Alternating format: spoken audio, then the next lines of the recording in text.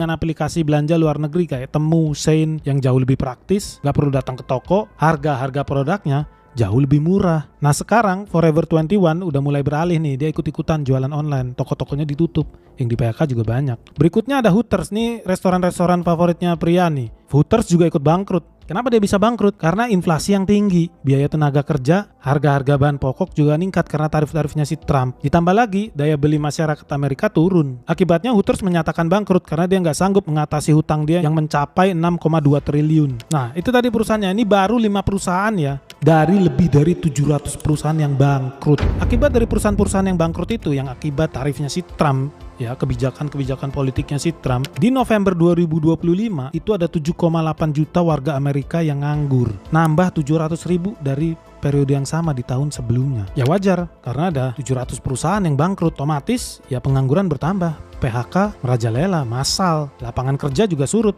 orang-orang susah cari kerja. Ini belum ditambah PHK yang disebabkan oleh maraknya penggunaan AI. Data mencatat ada 55.000 orang di Amerika yang di PHK karena digantikan pekerjaan dia sama AI. Indonesia harus siap-siap nih. Sekarang kita bandingin nih dengan Indonesia ya. Sepanjang 2025, jumlah PHK itu tercatat 88.000 tenaga kerja. Yang penyebabnya kalau menurut Kemenaker nih, Kementerian Tenaga Kerja, itu lebih karena tekanan kinerja ekspor-impor dan dinamika geopolitik global. Jumlah pengangguran Indonesia itu sekitar 7,4 juta orang. Didominasi oleh Gen Z usia 15-29 tahun dengan persentase 67% dari total pengangguran. Wah, jadi Gen Z ini memang berat banget lah di zaman sekarang ya. Udah cari kerja susah, lapangan pekerjaan juga terbatas banget, sedikit banget. Menariknya nih, Indonesia itu justru berpotensi diuntungkan dari kebijakannya tarif Trump. Kenapa? Karena kita itu berhasil cuman dapet tarif 19% dari Trump. Nah, ini akan mendatangkan investasi asing ke Indonesia. Apa hubungannya? Ya karena kalau mereka tetap beroperasi di negara sebelumnya nih,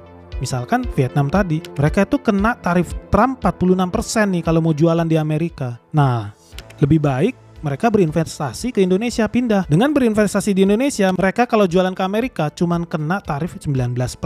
Nah, ini tentunya peluang yang menguntungkan kita. Karena dengan investasi-investasi tersebut, ya mudah-mudahan bisa menekan angka pengangguran di Indonesia, bisa membantu Gen Z mendapat pekerjaan.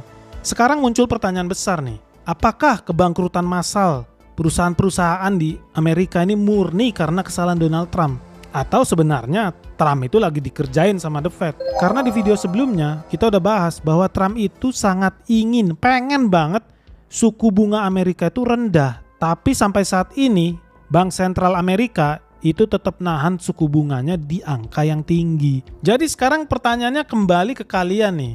Menurut kalian, apakah kebangkrutan massal perusahaan-perusahaan di Amerika itu murni karena ulah Donald Trump dengan tarif-tarifnya? Atau ada permainan kebijakan moneter di balik layar? Tulis pendapat kalian di kolom komentar, like dan share video ini, subscribe jika kalian belum subscribe. Salam sehat, salam cuan, bye-bye.